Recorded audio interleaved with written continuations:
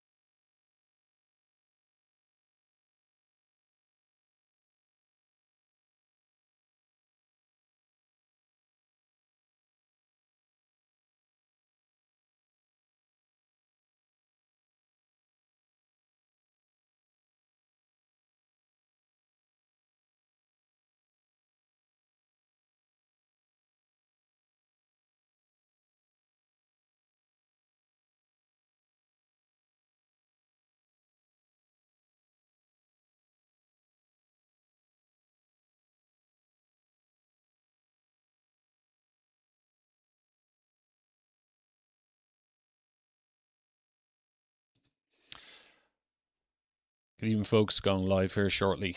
I'm just going live in a couple of minutes. Some tech difficulties to get going. We are streaming live on a bunch of different platforms, so I'd appreciate people resharing, tweeting, etc., etc. 1 2 1 2.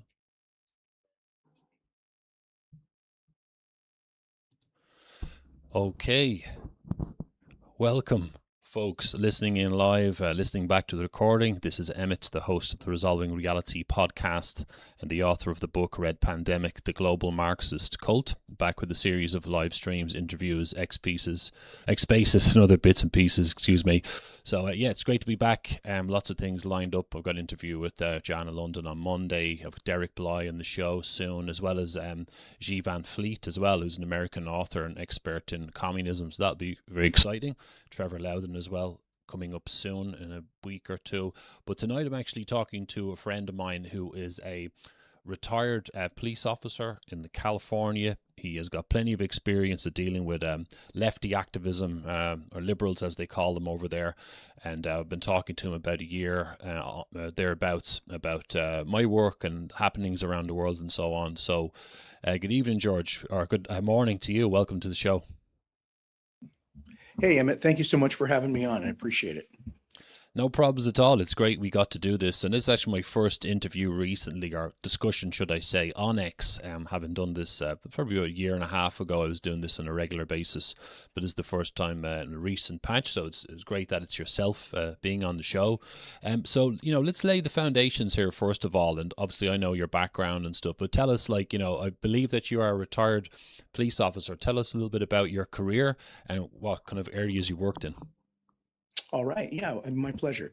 Yeah, I've been in law enforcement approximately 35 years. I served 32 years with the California Highway Patrol, working in a position all the way from an officer, retiring as a captain. I was commander of a local CHP office, which is like a police station in the San Francisco Bay Area, commanded about 60 people. And in that assignment, I was also, I've worked other assignments. I worked our internal affairs division, investigating officers, and other employees for administrative and criminal violations. I've worked in the commercial industry field where we regulate tractor trailers and big rigs for commercial vehicles. So I've had a very wide-ranging career, but one of the things that I finished up with probably the last 6 years of my career, I was a lieutenant, which is called an executive officer in this position. And then I was a captain on the special response team, and that team dealt specifically with protests. And being in the San Francisco Bay Area, protests are extremely common. So my whole career has been based on in kind of investigative work, even though the CHP was primarily a traffic law enforcement agency.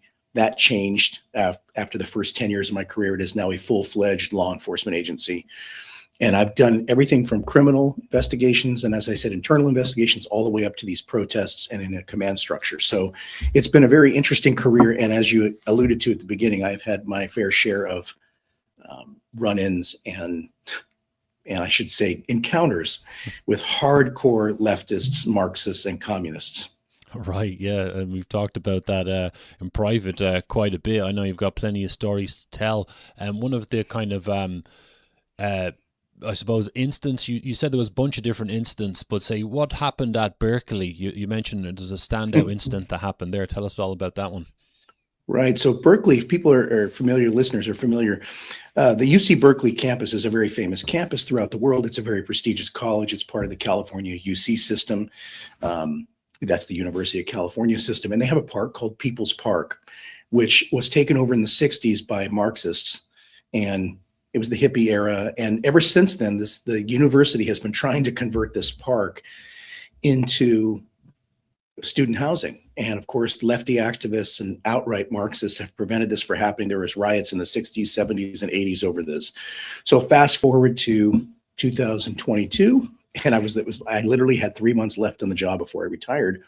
And I was the special response team commander. It's called the SRT commander. And our unit, a large contingent of officers, approximately 60 officers, was assigned to assist the UC Berkeley Police Department in taking back this park. There were activists in the park. It's a large park, and it had a whole bunch of like eucalyptus trees that needed to be cut down, and these activists had taken over the park. So we have this plan. We have an assistant chief who's a personal friend of mine. He's at the UC Berkeley Police Department, command center. So we're on the ground, and we're supposed to take this park back. We do it early in the morning, and sure enough, there's nobody there. We're able to get in. We're able to get these tree trimmers to get in there, cut down these trees. Well, then we take a break. There's all sorts of expensive construction equipment in there. And then all of a sudden, we see in the middle of the park, we had seen that there's an RV, a broken down RV. And on top of it are two brainwashed Marxist Caucasian men with peeing in bottles that they're going to throw at us. So they have urine in these bottles. God. So we go in there, we're trying to talk them down, and they're of course yelling profanities. And it's the UC Berkeley Police Department, who is they're a good police department, but they have they're very afraid to act. And the Berkeley Police Department, which is the city surrounding the college, has a city ordinance because it's run by brainwashed Marxists not to help us. So they provided no assistance whatsoever. So we're sitting there. There's these California Highway Patrol officers. I have a lieutenant, several sergeants, myself, and about 50 officers. We're there. We try to talk these guys down. They don't want to come down. Well, as that's occurring, literally out from a side street, probably 100 or so protesters come. And the park is surrounded by a chain link fence. Okay. They come up, they start knocking the fence down, and they're attacking our officers. We have to respond to that. So, of course, these guys in the RV, we just forget about them. And we go out there, we're dealing with this. We're having stuff thrown at us. One of our sergeants tackles somebody. He ends up hurting his back. And these are the crazies of the crazies are coming out of the woodwork. So basically, at the end of this 3-hour or 5-hour ordeal, actually the whole time, UC Berkeley doesn't have the stomach for this anymore. And of course, the Berkeley Police Department's not going to help us. So they just tell us to pull out. So we pull out. Literally, the chain link fence is knocked down, and these brainwashed Marxists run in, and they destroy over $2 million in equipment. They destroy front loaders. We're talking construction dump trucks. They're tearing these things apart like animals. And, you know, I've been in a lot of protests, and this was probably, it wasn't the most violent, but it was insane. And of course, there's signs they're marching with, Revolutionary Communist Party, their bullhorns and whistles, the whole 9 yards. These are not average protesters. And I think that's what people misunderstand.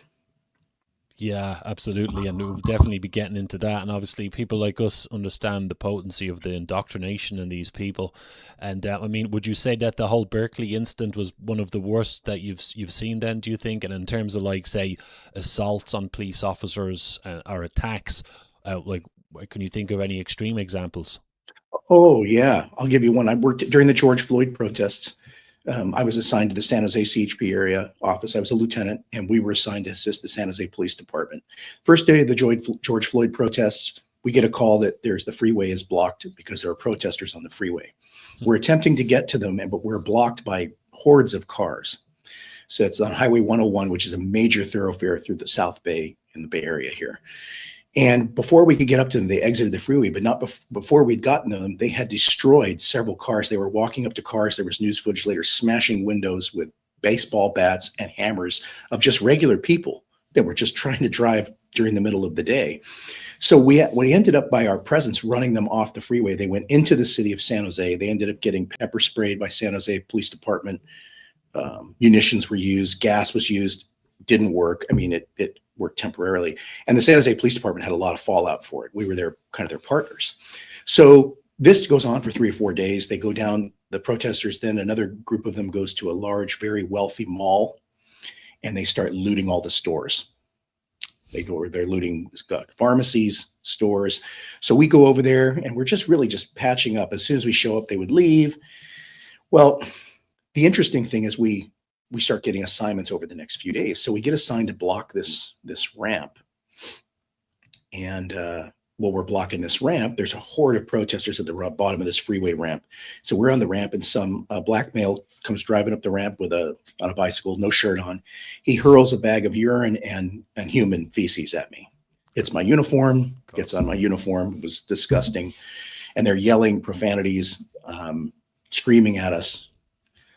Just insane. Same signs: Revolutionary Communist Party, Party for Socialism and Liberation. Like I said, there's not regular people in these crowds, and if there were, they were foolish, right? So we tried to apprehend the guy. He goes back into the crowd and disappears. There's just no way. We're outnumbered, 10 to 1. 10 to 1. And it was just like literally putting your finger in the dike, so to speak, and trying to stop this. So that's another example. Now let me give you one more. Yeah. One of the protests here in Oakland, California, this is about 10, 12 years ago, during the Ferguson riots, we had bricks thrown at us, large stones, and I'm not talking like little rocks like that could fit in the palm of your hand. I mean stones like foot long, bricks, gasoline, like Molotov cocktails. And the Oakland Police Department is a great police agency. They really are, but they were very subdued because of their city policies and the political ramifications. So we were taking bricks and bottles and rocks, chased in some cases, trying to prevent them from getting on the freeway. They would end up getting on the freeway, and they would disrupt traffic. Some of them almost got hit by cars, these protesters. And, when I first came into the law enforcement, almost 35 years ago, they would have never gotten on the freeway because our use of force policy was much different. We would have used force, and they would not have gotten on the freeway. I mean, I don't know any other way to put it. It would have not happened. And we also didn't have the hordes of protesters that we do today. So had bricks thrown at me, The last example I'll give you, as we go on, I could give some more. Sure. During the 2020 election, there was a group of Trump rally. They weren't protesters, but they're like a rally. They bought a permit to walk across the Golden Gate Bridge. So we were tasked, because the bridge is a freeway, to ensure their safety, and we're stationed at the pedestrian walkway. And there's, I don't know, probably 400 or 500 of them. And there's BLM and Antifa protesters yelling profanities at them, spitting at them, trying to get to them. And of course, these Trump protesters they're mainly a crowd of maybe, East Asian, Caucasian, and some Hispanic people.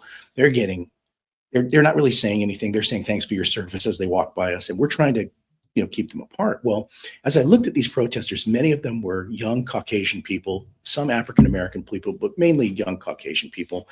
They look like they're on drugs. They're clearly lost people, looking like they have maybe mental illness, and they're spitting at us. They're calling us names. They're trying to break into our lines, break through our lines. But, we held a pretty good ground. But at one point, one of the protesters took a large traffic cone and he threw it at some old lady. So we had him arrested, him and his wife. His wife was also out of hand. They get transported to the other side of the bridge after they're arrested, and they basically admit that they have no idea why they're there. They were just paid to be there. Oh my God. But he looked like a deranged homeless man. But interspersed in that crowd, if you were to pay close attention, you could see that there would be shirts: Revolutionary Communist Party, Party for Socialism and Liberation, Peace and Freedom Party, which is a political party recognized here in California, but is basically a socialist Marxist party.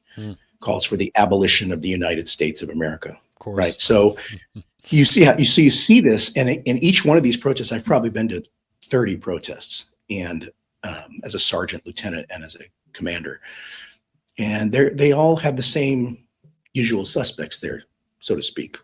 And they as time has gone on, they've gotten more and more violent, much more violent. And I'll give you some more examples throughout the show. I don't want to take up too much time talking about that. Just that I've seen it firsthand, and I think that people are under a misnomer that yes, public discussion and the First Amendment in America provides for a petition of grievances and protesting, and I'm all for that. But this is not your normal protests. No. This is pretty crazy stuff. Absolutely. Yeah, this is something else. And, obviously I'm glad that we're friends and we talk, because when I talk to people on the ground who are dealing with the effects of the indoctrination I've been talking about, you confirm what I've been saying. And actually what you're saying reminds me of, I think it was an officer, is it Brandon Jackson, I think, or something that was the Portland Police Department, when the Marxists kind of took control of the whole city pretty much. Or was it Portland? Or maybe it was near Seattle. Portland, I think. Yeah. Yep. So basically he was saying, what you said reminded me of what he said one time, that it was at the BLM protests. He went up, and he was actually, he's a African American police officer, and he's standing there at a protest that's about BLM, and he's talking to some of the protesters who were black. But then you would have these white-skinned lefty activists come up and tell the black people not to talk to the cops, that they were the enemy. Like, what do you make of that? Oh yeah, that happens all the time. All the time. And one of the things I noticed, our officers, African-American officers especially, not so much the Hispanic officers, and definitely not the Asian officers, but the black officers would get called names by these protesters, racial names. And they would get called names, and they were told they were Uncle Toms, and they were supporting the police. And, how can they be a traitor? How can they be a fascist? They would actually say race traitor. And it was always like extreme, usually white Caucasian women, but men too.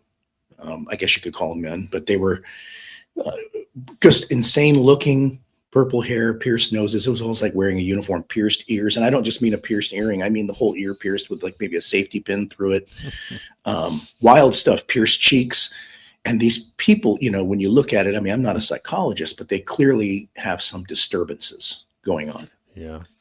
Yeah, definitely.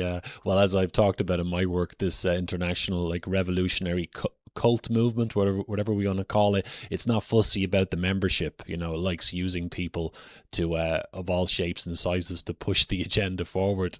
And to kind of move then in. We're talking about fanaticism at protests, and I suppose, as I've talked about, as you know full well, there's never going to be a limit to how crazy they get if they're not kind of stopped. I think that's generally the rule with fundamentalist ideologues, pretty much. And say, well, of course, about the ICE incidents and what happened there. I think there was 2 incidents that I know of, and there was that woman called Good or something was shot or whatever. Mm-hmm. I mean, what was your reaction to all that stuff? And I mean, considering all the experience you've got, there's all different levels of fanaticism at protests. What was your reactions to all that?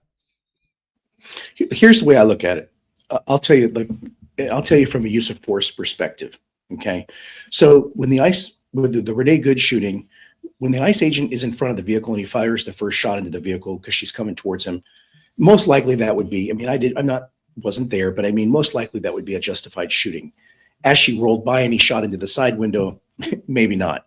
But at the same time, what people aren't taking into account is the entire situation. You have people blowing whistles, people impeding these officers from doing their job, and, irresponsible people like Tim Walz and the mayor Jacob Fry going on TV saying these are not real police officers, which is not true.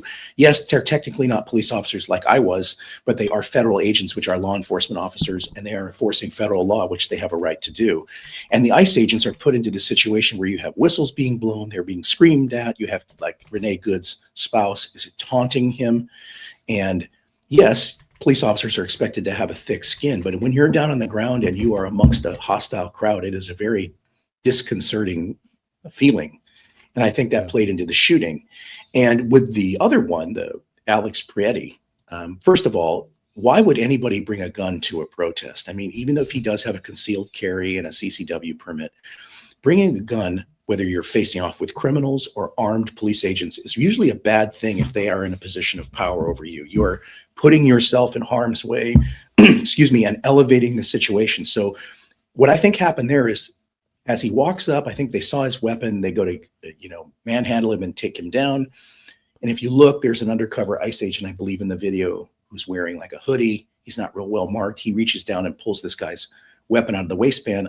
I think just from viewing it, that somebody that his shooting was mistaken. It was a mistaken shooting. They thought that maybe he was pulling the gun and all that confusion. But there again, nobody talks about that. There's blowing whistles. He's screaming. He's yelling profanities. People are yelling. It's all just chaos. And then the officers see a weapon. They know they need to probably take the weapon from this guy. He's a lunatic. And he'd been filmed 2 weeks before kicking their car and spitting on them. I mean, this is crazy behavior. And what bothers me is people will say, oh, well, these officers, they murdered him. Well, that's not what happened. It wasn't a murder. Okay, it was a use of force, whether it was appropriate or inappropriate. But number two, nobody is looking at the contribution made by these crazy brainwashed lunatics. I mean, you've mentioned it in your book, and you've mentioned it before, that, this is a religion. It's a secular religion for these folks. And there's all sorts of denominations, Maoists, Marxists, economic Marxists, there's woke Marxists, but they're all part of the same thing. And what is the thread going through it is lunacy. And if you look at him, Mr. Prietti, he is out of his gourd yelling at them in that 2 weeks before. And I had some brainwashed Marxists tell me on Facebook, he said, hey, well, that one doesn't have to do with the other. Well, that's not true. One does have to do with the other when you look at the behavior. Yes, the first one doesn't have to do with him being shot. Yes, technically, that's absolutely true. But he's spitting. He actually spits in the agent's car as he's shutting the door, probably spit on the agent. And so it just kind of blows me away. It's nothing shocks me anymore.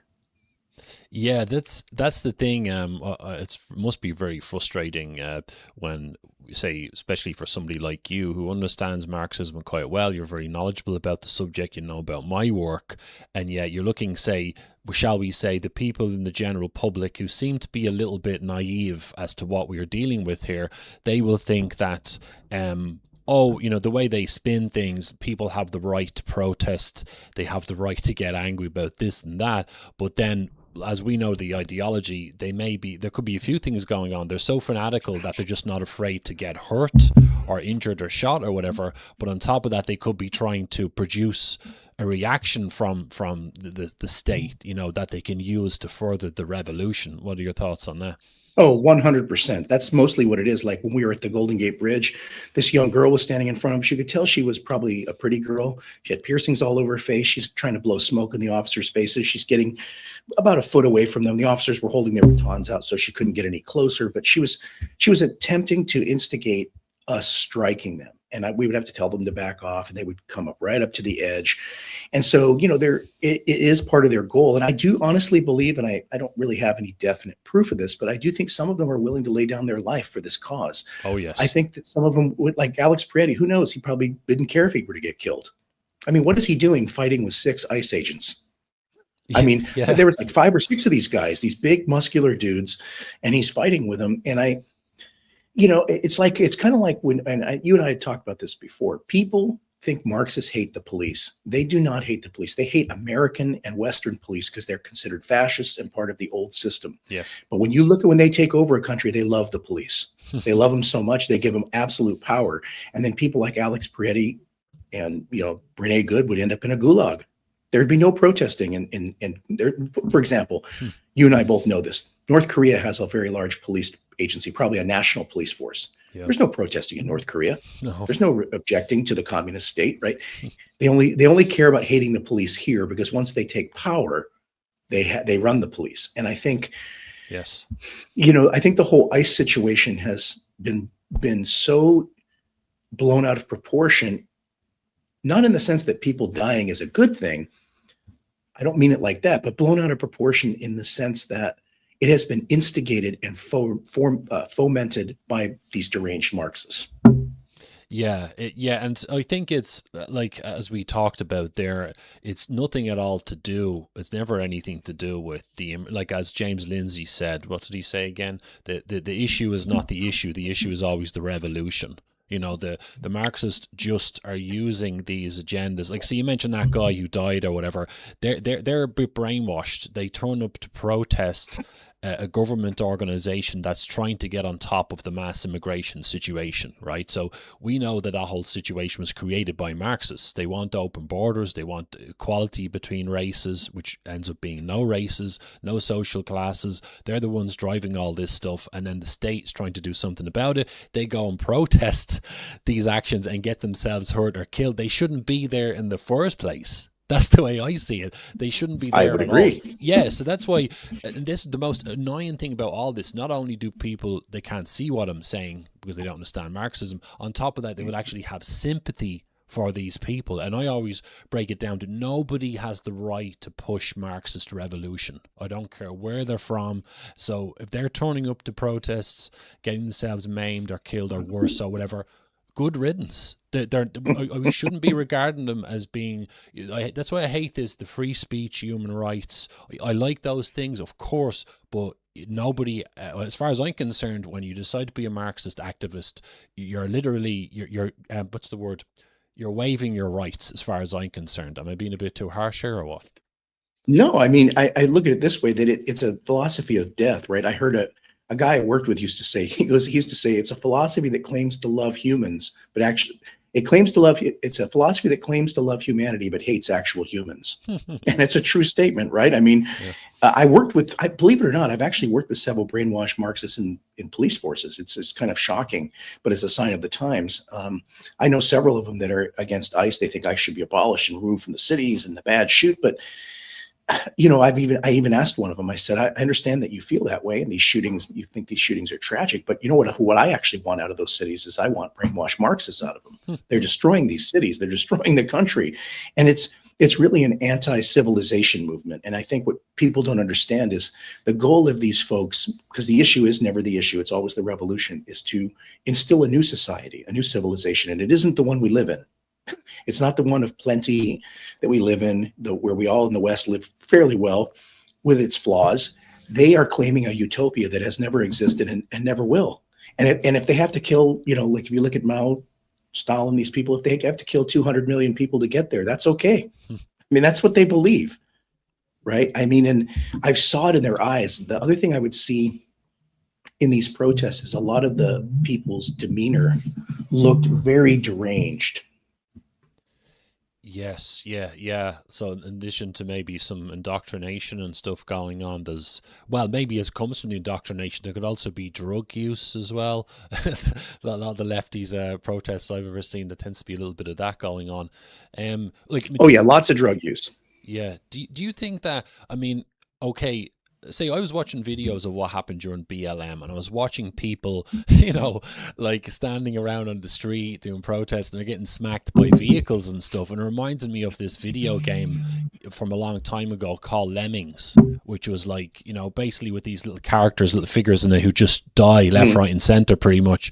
And I thought, I mean, how far does this have to go before, say, the average everyday non-indoctrinated Americans realize that we have a serious problem with indoctrination here? When people are turning up For to sure. protests and getting killed. I mean, it's actually been, maybe it's been gathering pace the last few years. So, I mean, do you think it will ever reach a point where it should be easier for average Americans to see that this is not normal, this behavior?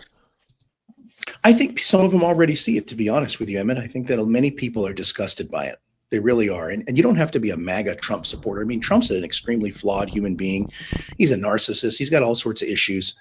And I mean, he's done some things I absolutely agree with and support. So I think that what you're seeing is that average Americans are starting to see it. I think people across the West, the problem is, even if we see it, okay, we as the average rank and file person or citizen, right? The problem is people continue to keep electing these lunatics. Now, these lunatics are easy at disguising themselves under different party names, under different philosophies, but they've got the same goal in mind, even if they don't even realize it. For example, somebody's a promoter of environmentalism, and he might be a good person in many ways, but he doesn't realize he's promoting Marxist brainwashing at the same time. Yeah.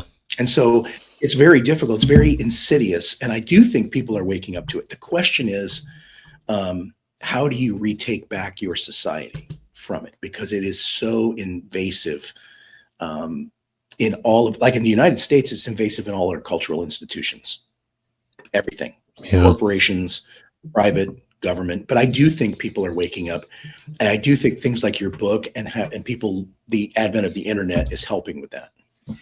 Yeah. And it's, I suppose, of course it's good to talk about politics, but as we've talked about, and both of us full well know that this is like, it's almost like it's a societal cultural problem and a psychological problem as much as it is a political issue.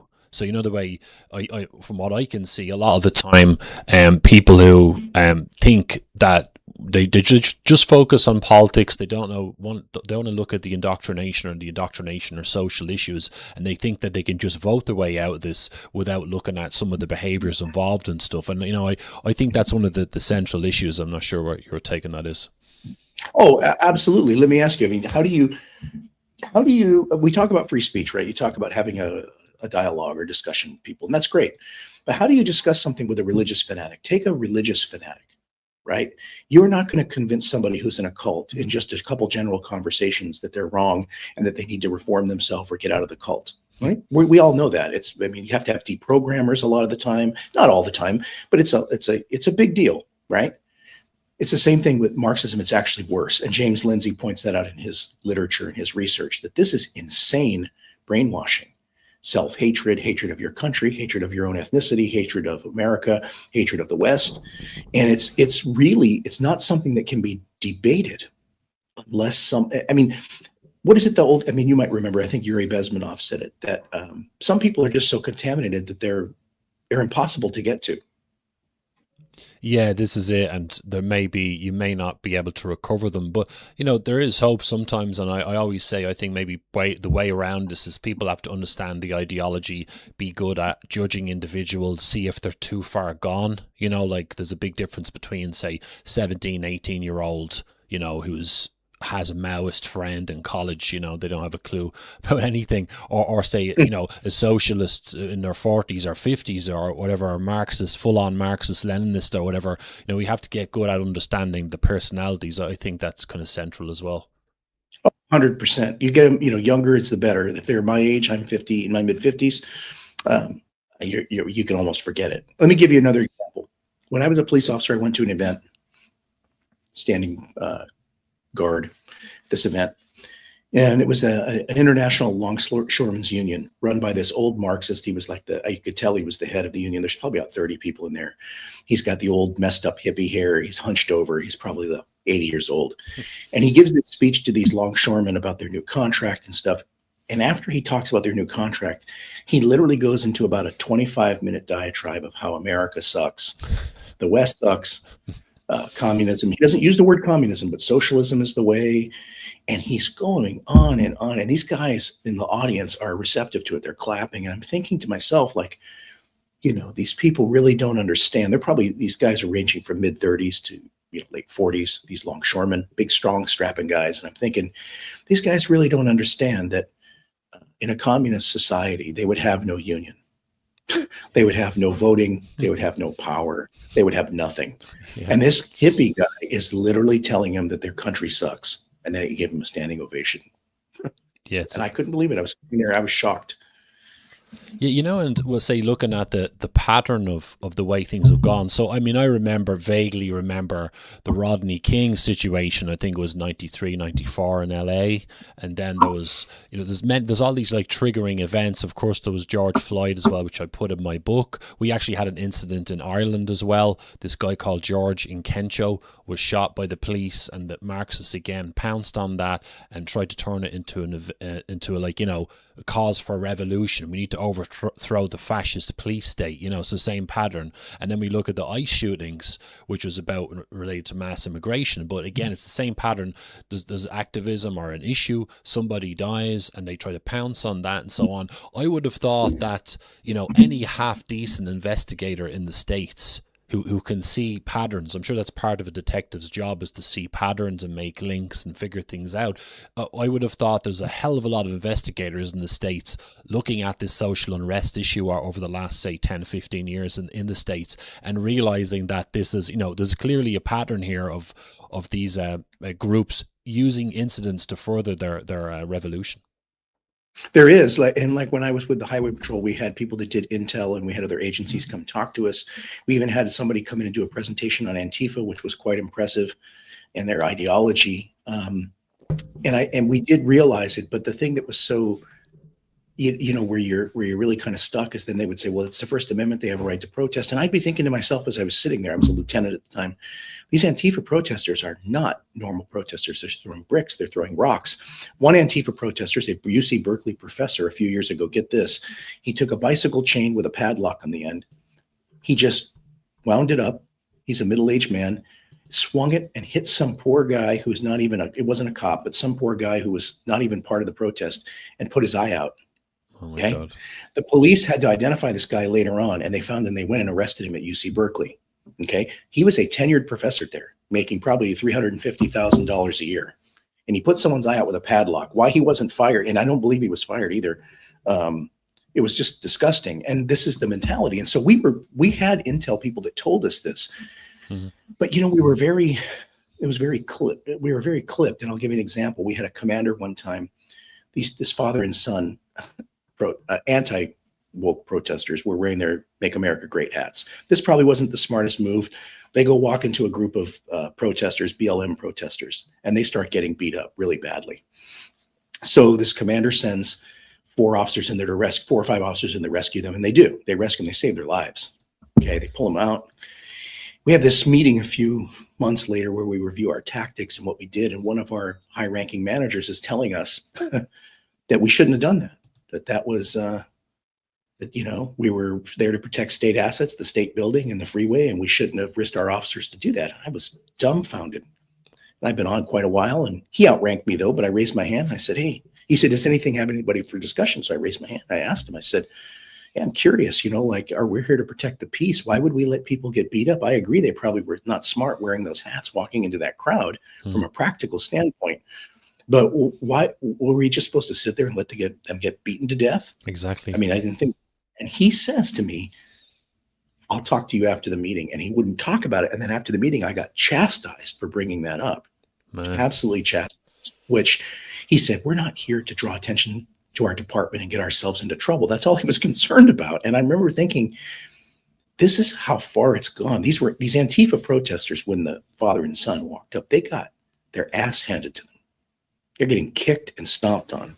And anybody who's ever been in a fight can tell you getting kicked and stomped on is going to you're going to end up dead someday from that. Yeah, and it's you kind of alluded to it there. I was going to ask you next about, I suppose it's inevitable that, of course, the state, the police forces are supposed to do a certain role. And of course, when Marxism gets into the picture, it causes the unrest on the streets. And on top of that, there's political pressure starts to seep into the system, because we know that these head cases are everywhere. In some, they're not just on the streets. They could be educated, involve the police force, and so on. So I mean, say, okay, California is known for being extremely liberal or left leaning or whatever. I mean, do you think that this kind of the bias towards Marxism in general is all through the system at this point? Oh, yes, absolutely. It's even in police agencies. Wow. We see it in police agencies, even the police officers, and usually it's more so today. Most police officers are probably quite conservative.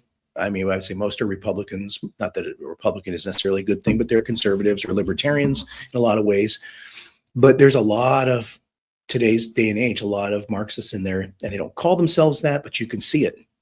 You can see it. I mean, when I came on in police work in 1990, you didn't see any of I hate using the term liberal, by the way. I've talked about this. It's not a true picture of what they are. Yes. Classical liberals are people like Thomas Jefferson and Jeremy Bentham in the UK, or John Stuart Mill. It's not Marxist. And so what we would see is these Marxists in our own agencies, and it would be very subtle and insidious. Like, for example, the Southern Poverty Law Center for many years was contracted with police agencies to talk about extremist groups. And all they ever talked about when they would come talk to us was non-Marxist groups. Nothing was ever mentioned about Marxist groups, because they're a Marxist front group, right? And they were bought off by the FBI, and so everybody thought, oh, well, the FBI loves them, so they would literally come to these trainings, and all they would ever talk about is right-wing extremism. That's all you'd ever hear. You'd never hear anything about Antifa or communist agitators, nothing. And so you're right. I mean, California it's very interesting. It's a very red state in some areas, but it's controlled, and California is dominated by the Southern California, Los Angeles basin, and the San Francisco Bay Area. Both were the largest population and very liberal, or left-wing, I should say. Yeah, and I suppose the dominant group is what's going to set the tone for probably the whole area. And I know, okay, excuse my ignorance, but I know America has the federal system, and you've got almost like a state government and state police forces and so on. I mean, say, in your opinion, looking at the situation overall, and I know there's certain parts are contaminated. Of course, New York has a reputation for that as well. So does Chicago. Do you think that things are, it's a very broad question, but do you think things have kind of improved or gotten worse with Trump getting in over the last few years and stuff? I mean, is this still like the strongholds for liberalism, so-called liberalism, and is that gotten worse? Yeah, I do. I don't think he's been successful. I mean, he did make inroads here in California. He won 9 more counties than he did the first time in 2020. In the first time. So yes, some strides were made, because I think people were sick of a lot of the insanity after the COVID and then the George Floyd riots. But I do think that the west coast of the United States, Oregon, Washington, and California have extremely conservative eastern areas of the state, but the coastal areas and towns dominate, and they're very liberal. And Trump coming in, he's made some changes, and he tries. Sometimes I think half-heartedly, because I think a lot of it's about his own personal, kind of narcissism at times. But I don't think it has much effect in these states, in the very liberal states. I really don't. I think it, unfortunately, I think it's been an attempt by him. I just don't think it's been very successful. He's made inroads at the federal level, I think, in some ways. He's abolished a lot of DEI programs. He's, ended a lot of that stuff in the military, some of the crazy stuff in the military. But he's on the state level, California is as crazy as ever. It's also has the Democratic Party, which is really a Marxist party, has a super majority in California. In the California Assembly, of our legislature, there's 2 houses, the Assembly and the Senate. The Assembly, they have 63 out of 80 seats, which gives them a 63 to 17 advantage. And in the state Senate, it's 29 to 11. Wow. So nothing the Republicans want passed in this state is going to be passed. Right, so zooming in or focusing on California and what things are like. I mean, I don't know if this is true, but I heard a rumor that, when the woke starts to permeate into the government departments and the police forces and so on, it starts affecting people's perceptions of how to run society, including, how officers are trained and so on. And I heard an example, I think, of was it true that like the officers are being, I think maybe is in the aftermath of the George Floyd stuff, they're being trained about their kind of, officers have this built-in racism, particularly white officers, Yes. and they need to be trained not to be so racist in their policing, to try to, to make it seem like all the racial groups are the same in terms of the crime figures. Yes, it's called implicit bias training, and it's very common.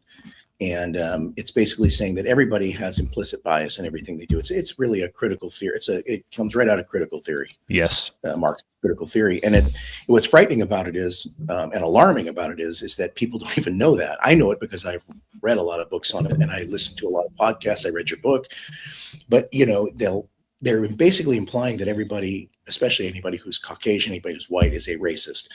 But that literally everybody has implicit bias. And Asians are another target of this too, because they're called white adjacent, right? They're not quite white people, but they're just like us, is what they imply. And so that's part of the training. And then the other thing is there's a lot of training that is, when you go through academies nowadays, or you do a background investigation on potential candidates for police work, the standards have been lowered greatly. And it seems like the more focus is on implicit biases or racism or hatred of transgender people, but then we're not focused on people's character and integrity when we hire them anymore. We are, but I shouldn't say that we are, but it's less. The quality of candidates is also different too because of Marxism. It's created a whole underclass of people, younger people who don't have, who aren't very responsible, who look at society differently. And that's where we get a lot of the ones in a lot of the Marxists in the police forces.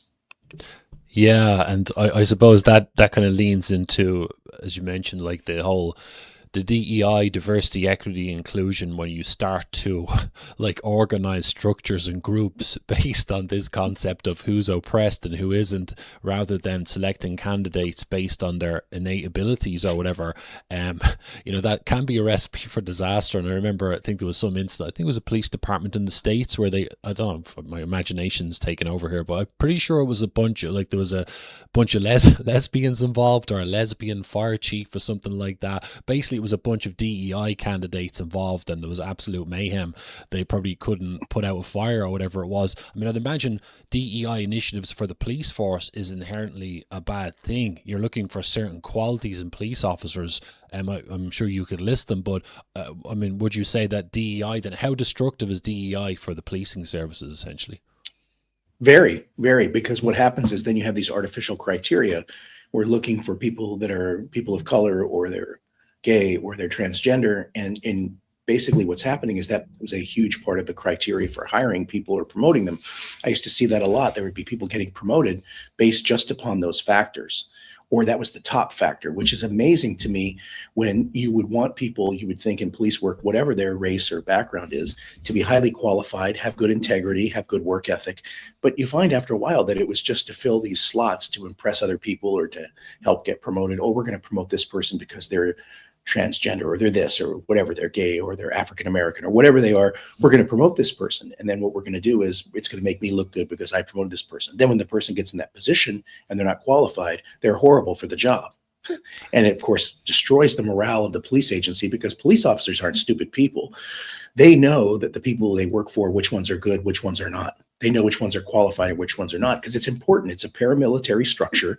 So you need to have faith. Even if you don't agree with all your bosses all the time, you have to have faith that the people above you, your sergeants, lieutenants, captains, assistant chiefs, have your best interests at heart, have the best interest of the agency at heart, and that are qualified, right? And have good moral integrity. And then when you don't see that, and you know why somebody was really promoted, you say to yourself, wow, look at that. This person got the job because of XYZ, clearly not qualified. And it's a big joke, actually. So it destroys the morale of the officers, which I think maybe not for the people who are narcissistically looking out for themselves and promoting them, but it is the goal of the Marxists to destroy the morale of the police agency. Yeah, and it shouldn't really surprise us, I suppose, because as I mentioned, the pattern of all these events, it quickly leads to, you know, one minute somebody dies or gets injured, say like a George Floyd. The incident happens, and one minute they're talking about, you know, it's the death of a person. It turns into we need to dismantle the fascist police state. And where have we heard that before? Right. You can hear the sentiment coming through and the stuff that they say.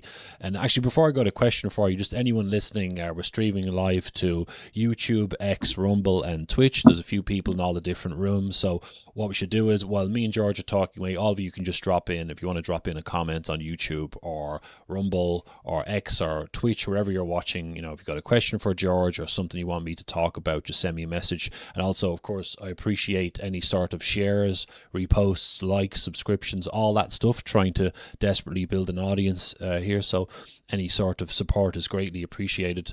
Yeah, so, you know, looking at the effects then, say, of when I've seen so many, you know, one of my favorite channels on this kind of stuff is actually the police activity YouTube channel, which shows a lot of you know, body cam instance of the stuff that the cops have to deal with in the States. Very difficult job. My God, the stuff I've seen. Extremely. Yeah, and also you get a tremendous amount of hatred from a lot of quarters. So, you know, it's different. And then you've got your superiors and the structure above you, as well as the general public and everything else. And then, I mean, on top of that, then we have DEI and the anti-racism training. I mean, what kind of pressure does that put on an officer in terms of decision making? You know, because you might get in trouble or accused of racism if there's a racial element to the, you know, the situation you're dealing with.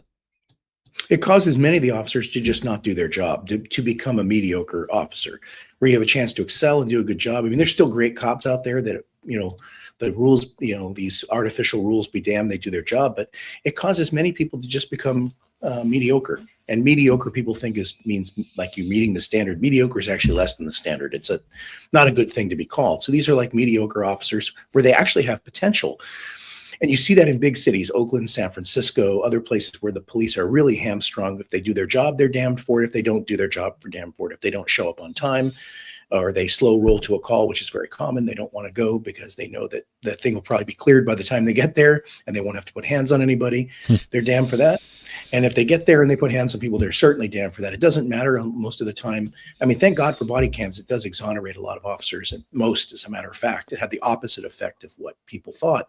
Yeah. But when you look at a body cam, even with their body cams, a lot of times they are, you know, it is kind of alarming to go and put hands on people and then be judged by a police commission made up of civilians, usually, and then your own management, your internal affairs division. And look, I'm not one of these guys that says there's no need for an internal affairs division. The cops are always right. That's obviously not true. You have to have an internal affairs mechanism. You have to have an investigative branch, because some cops are criminals. Some cops commit crimes. Some cops do bad stuff.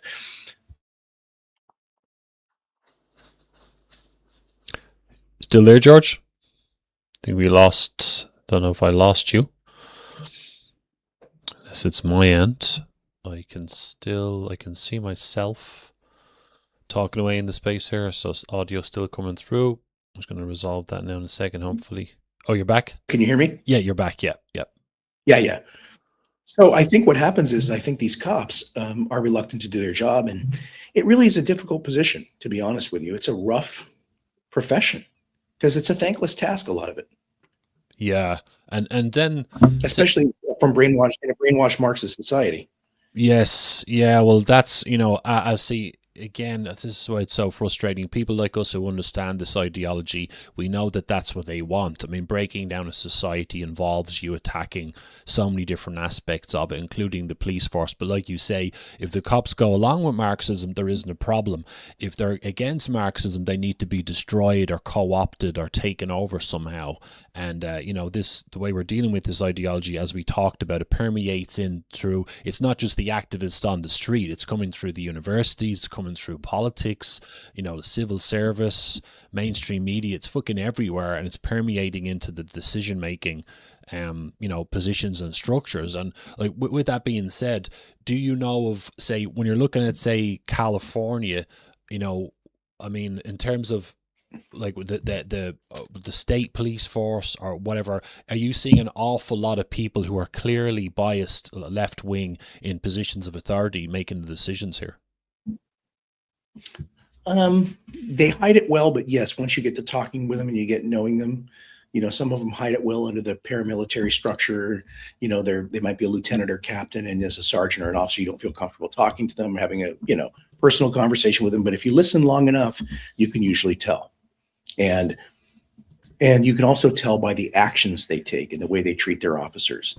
And the funny thing is, some of them really don't even know they're brainwashed.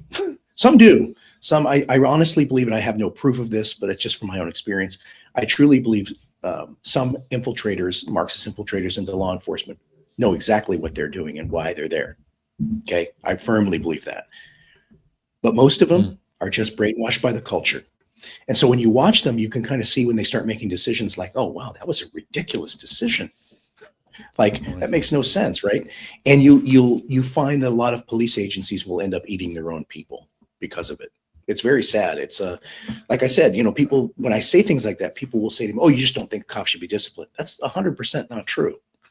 That's not true. I also don't think you should just eat people alive just because they are cops. Yeah, this is part of the mess, isn't it? And you what they do is they like to twist it around. So, like you said, any decent officer across the states, depending on, regardless of the state, I'm sure, would understand the concept that there needs to be some sort of oversight, of course, because when you have police officers, they've got the training, they got the weapons, and so on, and of course they can overdo it, but it's the perception of what's right or wrong or what's excessive force has a role to play in all this as well, doesn't it? Absolutely. And, every department has policies and procedures on uses of force, including ICE. And that's why when I looked at the ICE thing, they probably could have violated a policy in some of the shootings and the way it was handled. But what I've noticed is, like, you have like Tim Walz and Jacob Fry, and I alluded to this earlier, getting on there saying, oh, these aren't real police officers. That's just not true. That's a Marxist trick and sleight of hand. They are law enforcement officers. They're just not civilian. They're not state and local police officers, but they are law enforcement officers. and when you see this type of stuff going on, you can see the manipulation of language, so to speak, right? They're not real cops. But every police agency, ICE included, has rules and regulations on use of force. There's always a use of force policy, and it's always going to be a policy almost to a T that is constructed in such a way that police officers are not just killing people. Right? Usually, like, it's the defense of your own life and the life of others. That's basically, it's usually written a lot more intricately than that, but that's what it gets at. Now, there is something in California where you are kind of required to try to de-escalate. And they told us when this law was first passed a few years ago that it wouldn't affect how we were perceived or treated. And that was just factually untrue. Because now, if you don't get perceived that you're trying to de-escalate and you were to just take action when your life is threatened, a lot of the times you're accused of not de-escalating. And it's used against you. So it's almost like there's a mentality with some people, especially brainwashed Marxists, that you should at least give the bad guy one shot. Nobody will say that, but like, hey, you're paid to die mentality. God, it's an absolute mess. Yeah, and this is the mess they've created. Yeah, exactly. And so they help create this whole situation, and then they put the police forces in certain positions, and then they criticize how they're dealing with things. I mean, it should be obvious for people to see, but unfortunately not. But also as well, the concept of someone else talked about this, or maybe I even wrote it in the book myself and I forgot, the concept of being oppressed. And we've talked about this a lot. When Marxism permeates into a society, it kind of puts this idea in people's head that they are inherently oppressed. And this can be problematic because it usually leads, from the psychology point of view, it usually leads to a degeneration of behavior of one kind or another. And it can often bring out the we are victims mentality. And we saw that during BLM and stuff like that. Is this something you've kind of thought about? It surely can't help good behavior in society if whole racial groups are being hit with the oppressed label. Oh, absolutely. You see it all the time. You see it at these protests, right? If it's BLM, it's because African Americans are oppressed. They have a right to, after 400 years of slavery, to steal. If they steal from Walgreens or CVS and take less than, in California, it's less than $950 worth of merchandise, it's only a misdemeanor when it used to be $400. Who cares? Because they're making up for slavery and theft.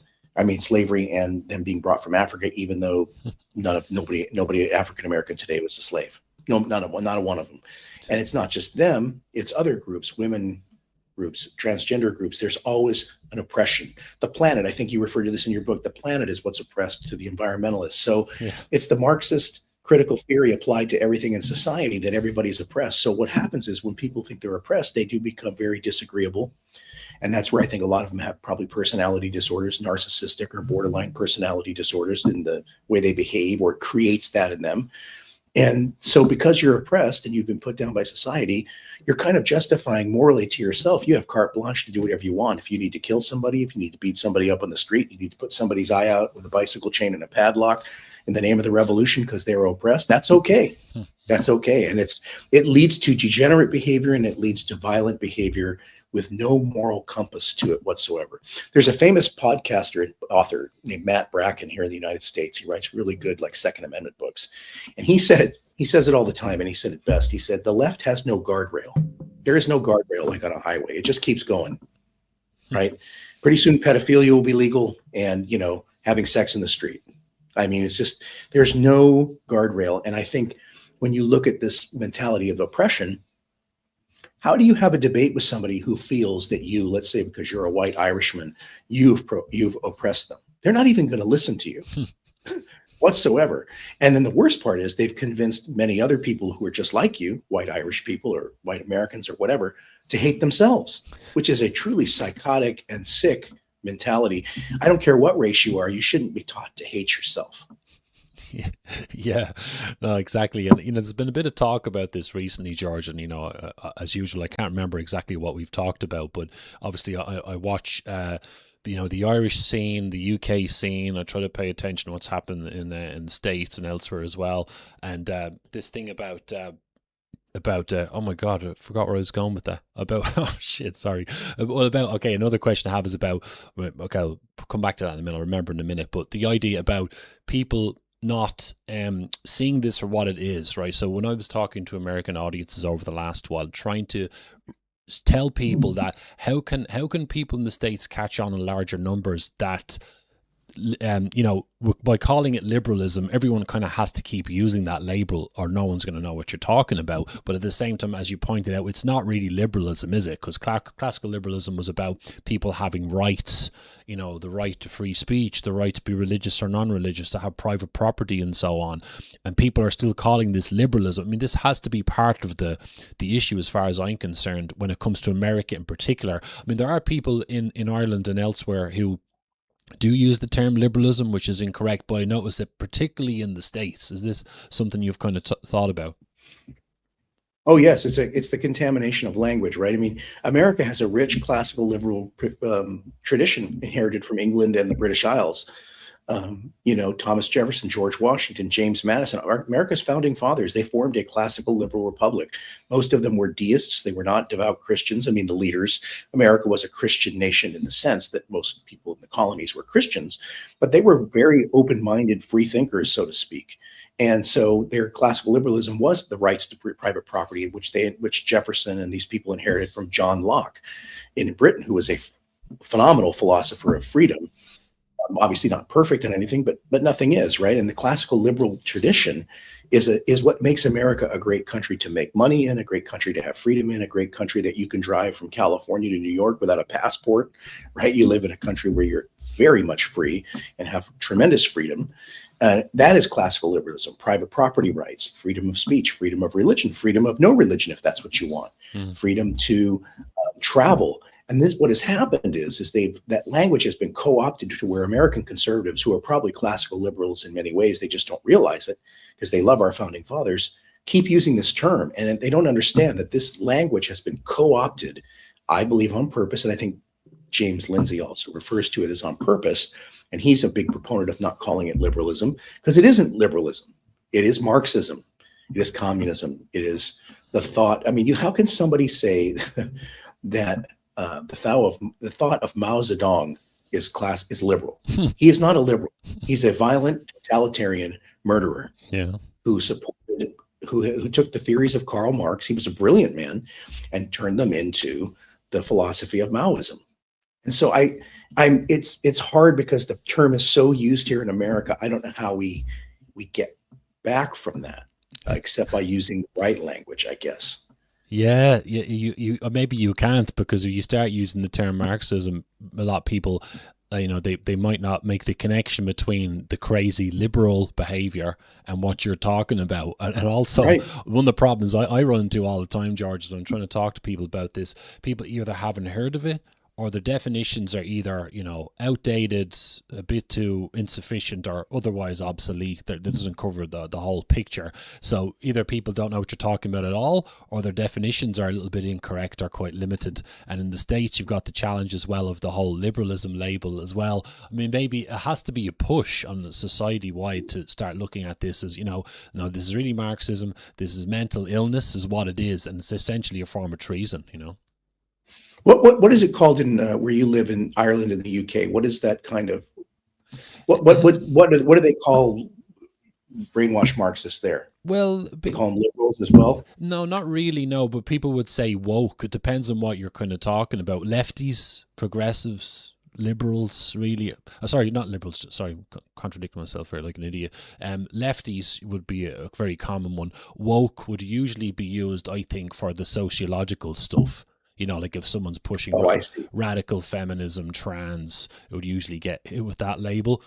But people are at the point in Ireland, from what I can see, not everyone's the same, but even on the political right in Ireland, they're not quite at the stage yet of realising that this is what it's all about. The mass immigration stuff, the lack of housing, the pressure on the services, the actions of the government, what's happening in the schools, the education system. It's all coming from international Marxism. The global commie world government stuff, open borders. I mean, even stuff like, say, the class struggle stuff. So as I always say. Some people have asked me, why am I saying mass immigration comes from Marxism? Well, this is why. And again, only people like us will probably spot this, because you either know about the ideology or you don't. So we know they're pushing towards like a global utopian society where all the oppression is gone, and to get rid of the oppression, they say the best way they think to do that is to get rid of the hierarchies. Right, because that's where you get oppressor and oppressed from, a class struggle. So they want to bring the top group down and the bottom group up, so they're both equal, quote unquote. It's where we get the equity concept from. So like obviously mass immigration, what's that all about? Yeah, it's about, some people might, the surface level definite or explanation is, it's about labor, they want cheap labor, or it's about other people who've got utopian ideas. Yeah, that's part of it. What they're really doing is they're trying to wipe out races. Because obviously the white Exactly race, right. the white race is the oppressor race, apparently, according to the Marxists. And the best way so there's a hierarchy between whites and non-whites, and there's obviously, we're oppressing the non-whites. So how do they solve the problem of oppression? They remove the fucking hierarchy and they mix in the races. Mm-hmm. That you won't get the average person noticing that part. And then there's the economic stuff, right? So Western nations are richer than third world nations. The Marxists believe in redistributing the wealth. So how do they fix this problem? Again, we'll get rid of the hierarchy. We'll bring all the third worlders into Europe, or bring them into the States from South America, the Darien Gap and all that stuff, to spread out the wealth. And that's what drives me mental about this stuff. If people aren't willing to put their knowledge into, or effort into, understand the ideology, they won't know how widespread it is and how it's behind everything. It's a real mess. And that's the thing, right? When you look at how insidious the ideology is, I mean, it sells utopianism to people. And I'll give you an example. People will say, "Oh, well, real communism hasn't been tried," and James Lindsay points out, and I happen to agree with him. He's right; it hasn't been tried yet. Real communism is the utopian, classless, stateless society, which doesn't exist. Mm-hmm. But what they don't realize is part of their dialectical materialism. If millions of people have to die to get to that state, that's okay. Yeah. That's why you don't see a lot of objection to it. That's okay. It's okay that Mao starved 50 million people to death in the Great Leap Forward, or in the Cultural Revolution, 20 million people died with 14-year-old youths killing their professors in college, right? Yeah. Or I mean, this is the mentality, and you're right. I mean, when we look at our own societies, right, we have much work to do. And people will look at the ancillary issues. Oh, it's about cheap labor. Yeah, you're right. There's, for some people, as part of that, part of it, that is about cheap labor. You're absolutely right. But the people who are behind it, it has nothing to do with cheap labor. Zero. And that's where you get some of the crackpots talking about the club of, not the Club of Rome, but the City of London, and it's the globalists. And I agree, these are globalists, but what they really are, these globalists are actually Marxists, right? Yeah, yeah. Globalism is what Marxism is. And I was listening to a couple podcasters a while ago. I don't listen to them anymore. And they're talking about the City of London and the Rothschild Bank. And, come on, man. You're looking at these people behind the scenes when the enemy is right in front of you. They're right in front of you, looking right at you. Looking at you between the eyes. Yeah, I know. Look, I'm an honest man. I've had plenty of mistakes. I've been wrong plenty of times in my life and humiliated myself.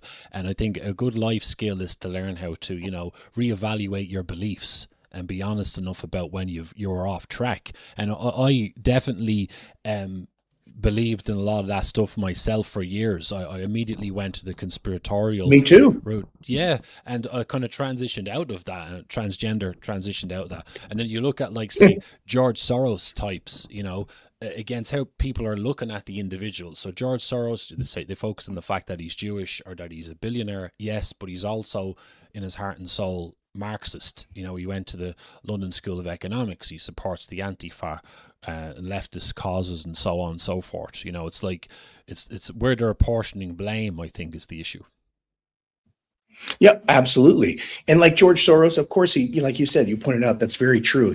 He has always been a Marxist. He's into that, and these people are right there. They're right in front of us, right? Like. Even just looking at something like, take the United States, you look at the Revolutionary Communist Party, RCP. It's not even the Communist Party USA. They're even more extreme than them.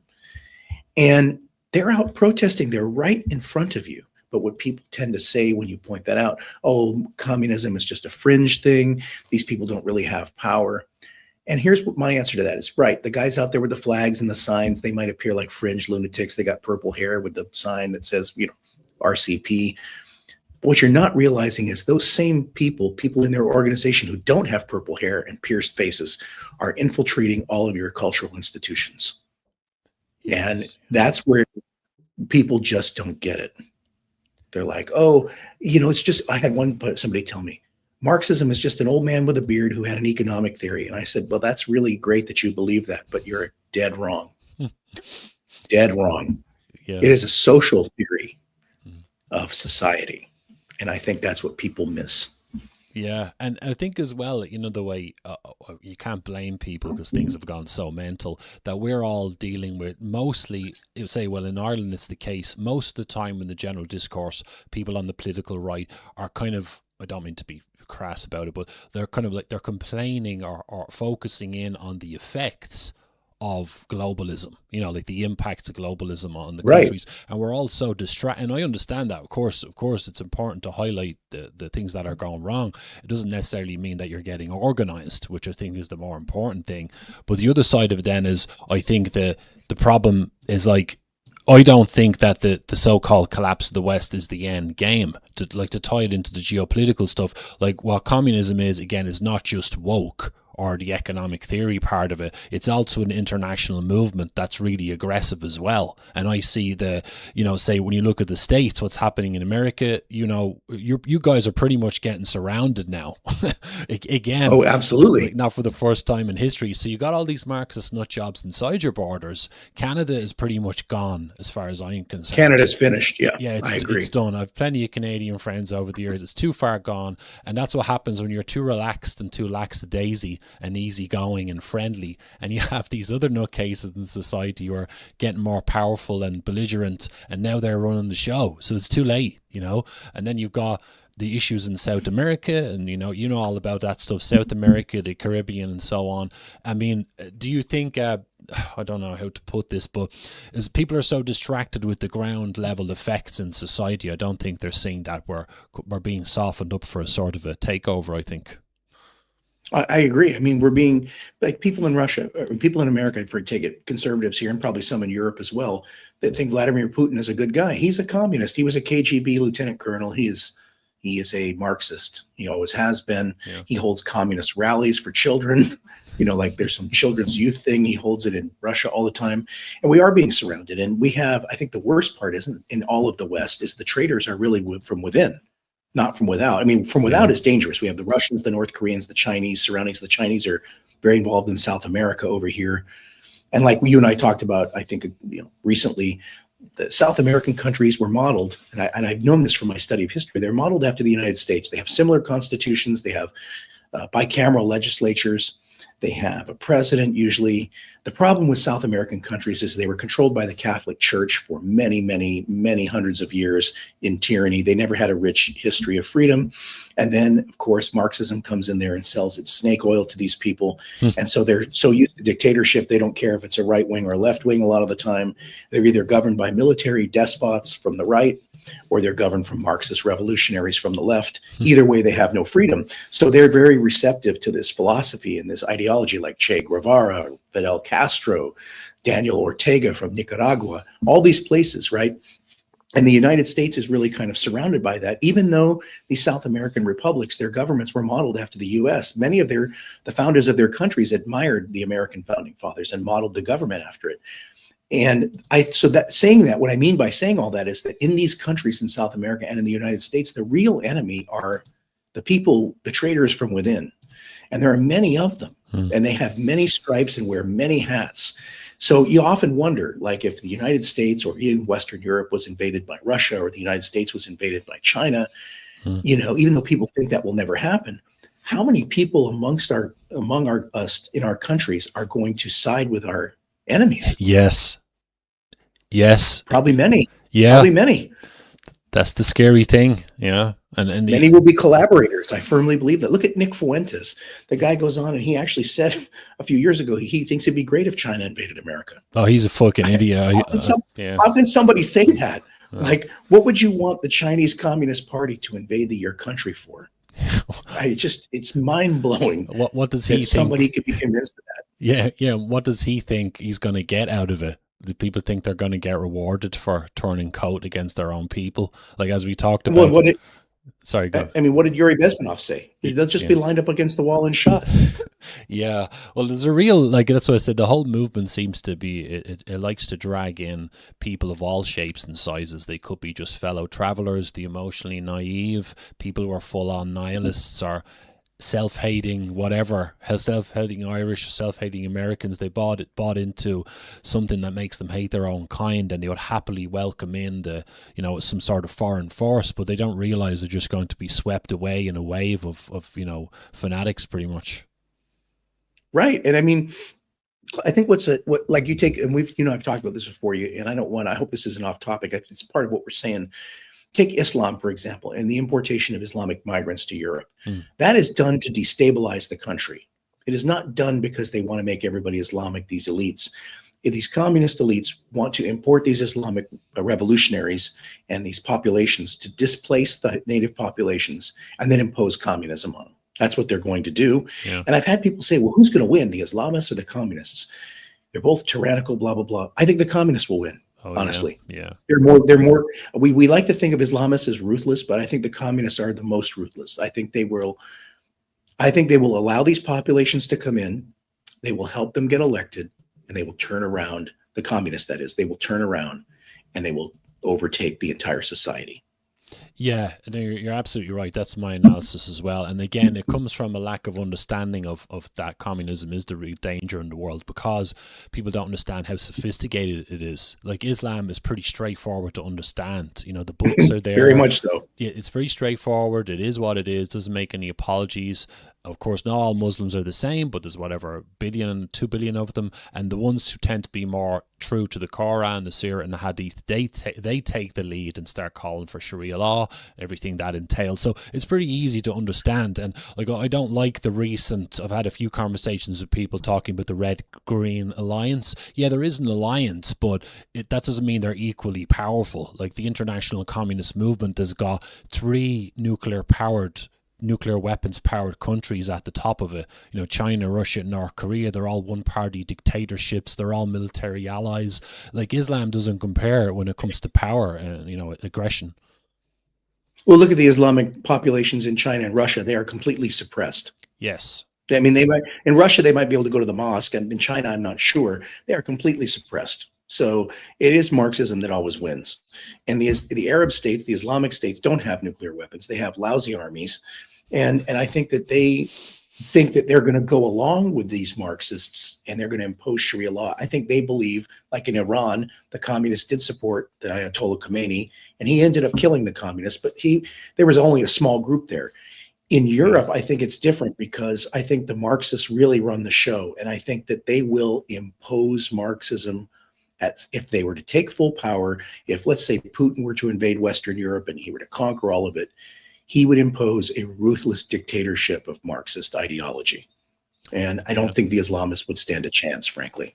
Yeah, and you're right. And look at what, like, they've been talking about this for decades. That's why I'm glad I spoke to Jeff Nyquist recently, because, as you know, I'm not always saying to you, George, I'm a bit of a lazy bastard. Like, I know some of the history and so on, but I'm not like these nerds like Nyquist and Loudon who've read all the books, read all the documents from the defectors. And the commies have said for decades that they were going to do this. Everything that's happening. That's why this is so Right. frustrating. They've literally told us, through all the defectors have told us, all of them have told us that the Soviet Union never collapsed. They were going to have an alliance with other communist groups. They were going to inject cultural Marxism and woke into Western countries to lower the birth rates, to get everyone gay, to break down the family unit, to weaken the armies, to put us on fucking vegan diets, every single way, everything to make us weaker and soften us up for a takeover. It's really frustrating, and it's really something. Because let me ask you, and you and I have talked about this before, if you were to look at Russia or China or North Korea, there are no woke politics there.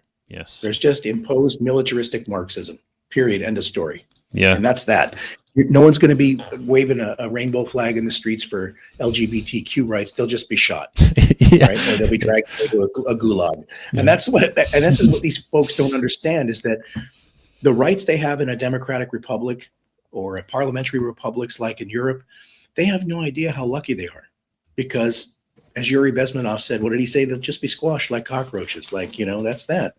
You want to protest? That's great. We're going to just drag you away to the gulag or worse. And I think that what I fear the most is there are so many collaborators in the United States for communism, not so much for Islam like there are in Europe, but the United States is full of collaborators, full of them.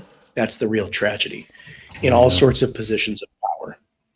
Oh yeah, 100%. And the way people interpret stuff as well. So Putin was actually trolling people a while ago, saying, "Oh, we're going to fight Satanism in the West, and we're a conservative regime," and all this fucking nonsense. Is people like him who helped collapse the West. But the way people interpret, like exactly what you said, people will say, "Oh, there's no woke in those regimes because they're better than us." It's a commie trick. They attack you and fuck you up and say, "Look, we're actually better than you. Why don't you join our side?"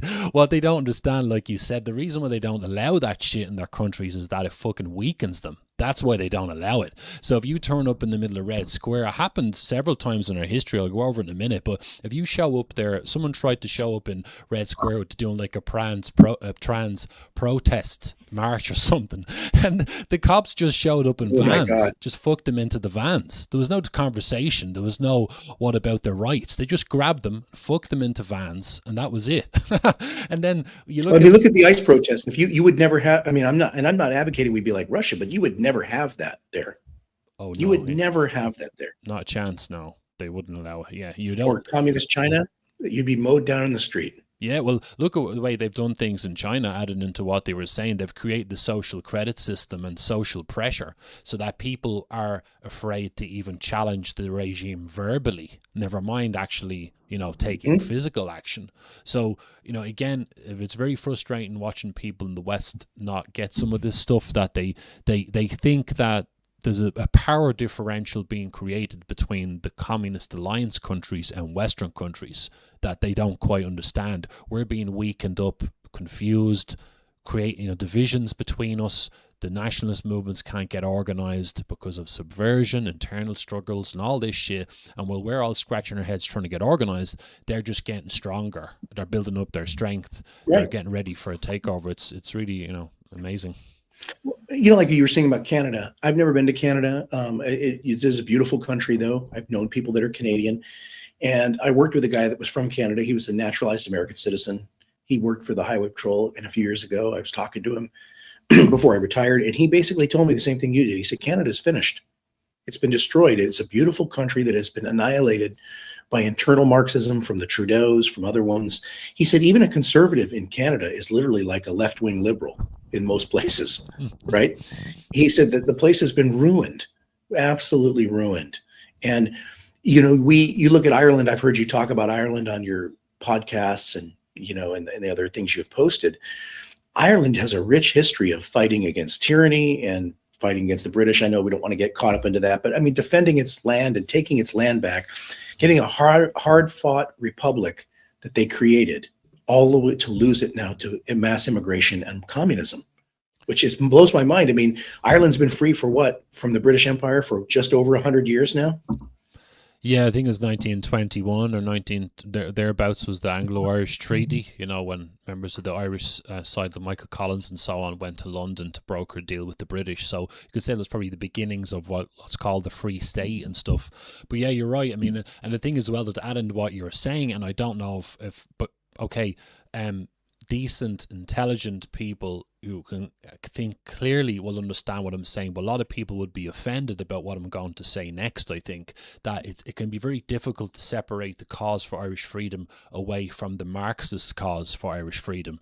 You know what I'm saying? Right. The Marxists are against imperialism, including the British. Now, this probably freaks some people out. The reason they're against that, I've been saying for years, is that Marxism itself is a form of imperialism. So it wants you to be free from the empire, but it's not for benevolent reasons, because they want you to join their fucking cult, And when you look at Irish history, so I do agree with Irish sovereignty. Irish people run their own country. We should be allowed to do that. I totally get it. But there's still a tremendous amount of brainwashing even within that movement in Ireland that goes back over 100 years. There was even in the 1920s, the IRA, the Irish Republican Army, were working with the Soviets, spying on the British, taking money off them and stuff. So, we have to think of it as being like the devil. Like, you might have good intentions, right, but it might sucker you in with cash or political help. And it's just a real tangled mess. That's why me personally, no offense to anyone, you very rarely hear me talking about, say, the 1916 Rising or the patriots of the past, because I don't know those guys personally. I will respect, individuals if they mean well and they made a good contribution, but there was an awful lot of people back then in Ireland too who are responsible for bringing Marxism into the country as well, There's no doubt about it. And I don't know a ton about Irish history. I know somewhat of it, and I've followed it because they did throw off the British Empire. But you're right. I mean, you look at the British Empire, it had a lot of flaws. The United States was obviously created out of it. There was a lot of tyranny in it. But at the same time, the British brought a lot of wonderful things to the world. They brought a lot of things with navigation, with education, with the English language, which is a beautiful language if spoken well. And the British are not a horrible people, the English. They are great people. And they should be proud of their history. Yes, there's things they've done were wrong, but there's not a culture or society that hasn't done something wrong, right? Or been, nothing is perfect, which I always find interesting, that people strive for perfection and everything.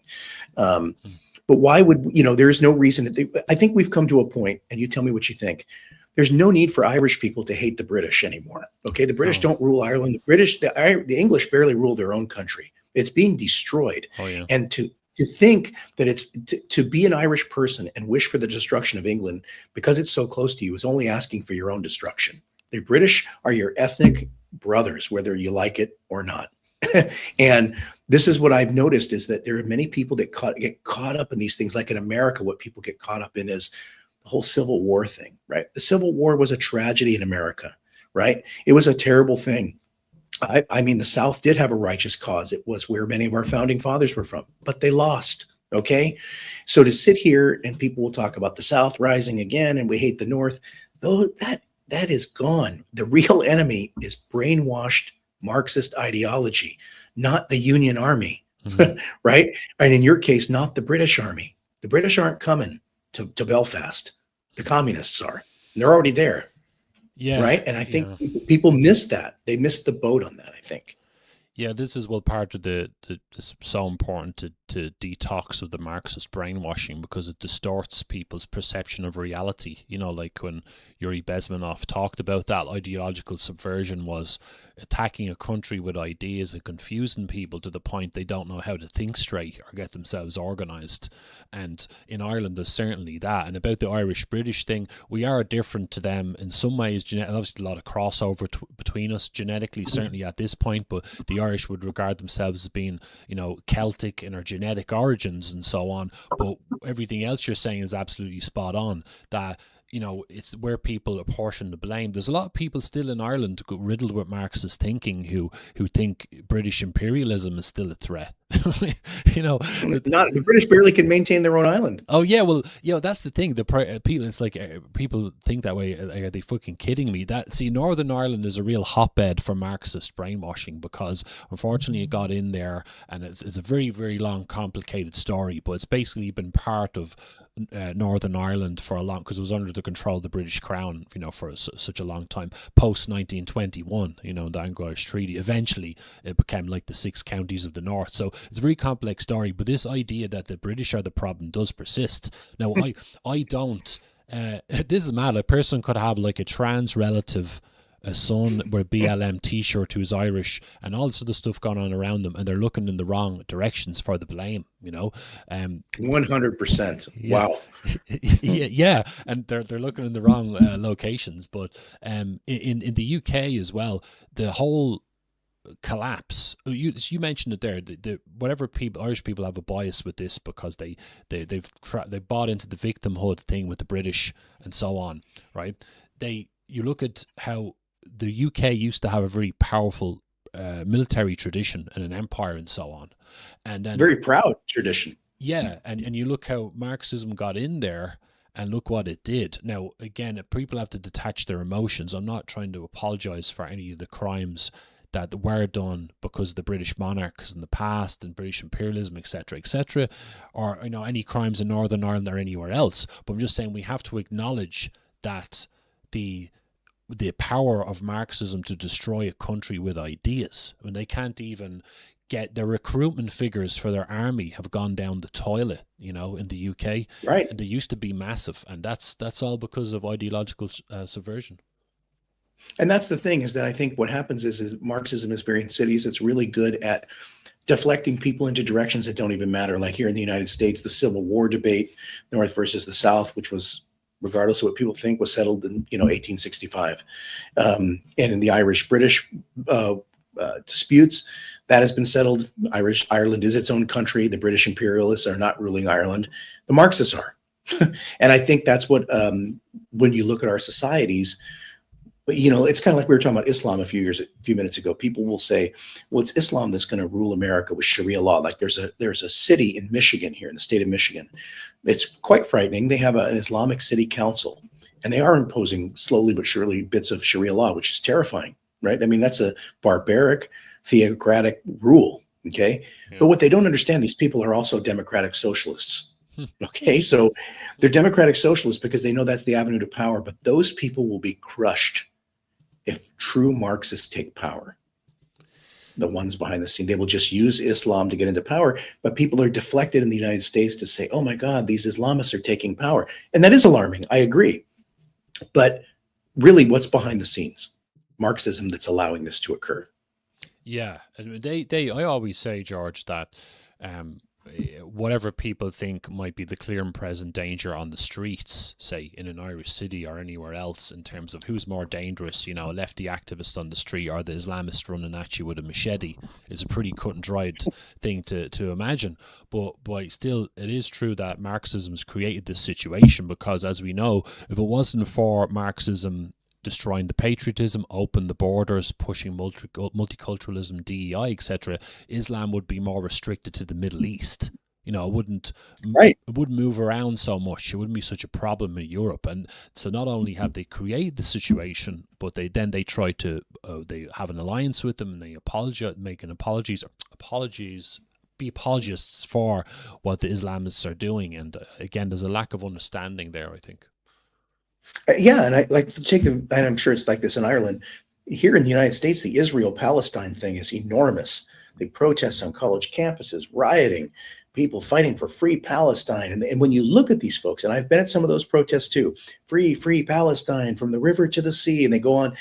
But when you look at them and you look in the crowd, there are communists in the crowd. There are these Revolutionary Communist Party, the Party for Liberation, or Socialism and Liberation. These are Marxist political hardcore.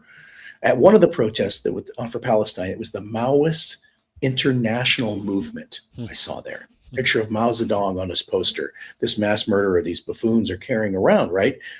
But what it was is it's a rally for Palestine, talking about how Gaza is being destroyed, Israel's this terrible country. What people don't understand, some of the protesters may really believe that. The people who are promoting this protest don't care about Palestine at all. They don't care about Gaza. The issue is never the issue. They care about breaking down America, destroying our country, and promoting anything that makes America and its allies, in this case Israel, look bad. And that's people, unless they are critical thinkers, just don't see it.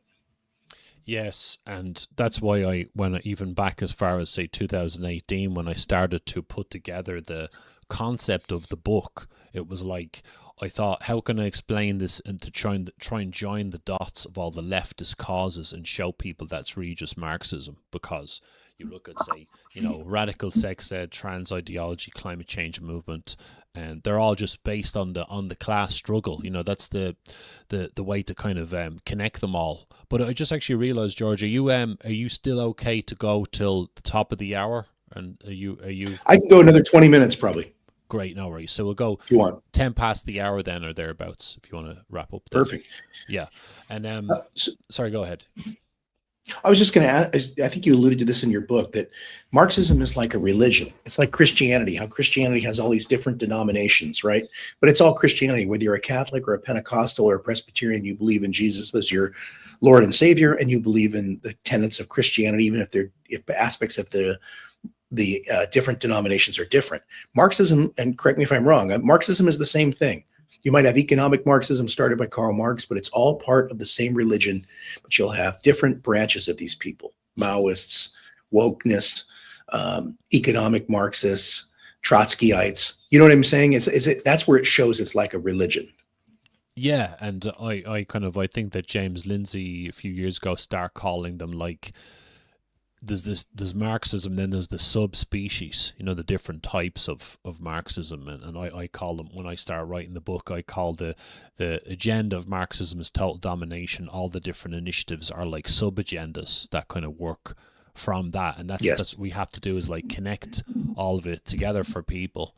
And you actually put, one of the things you asked me to put on the running order or topics was the concept of Marxist theology. So, like, what do you mean when you say that term Marxist theology? Well, it's Marxism is like a religion in the sense that it has articles of faith, right? There's always the part of the articles of faith. There's an oppressor and the oppressed. There is a utopia at the end of the rainbow, so to speak, a stateless, classless society, right? There is a global internationalist ideal that countries and borders shouldn't exist. These are all tenets of their religion. And it's what I've noticed about the protesters, then getting back to where we started, is you would see them out there. This is they're in like a religious fervor, and they may not even realize it, but it is like being a fanatical Christian or a fanatical Islamist or a fanatical Buddhist, whatever you might be, right? Because you see the theology that they're trying to, it all is the same: oppressor versus oppressed.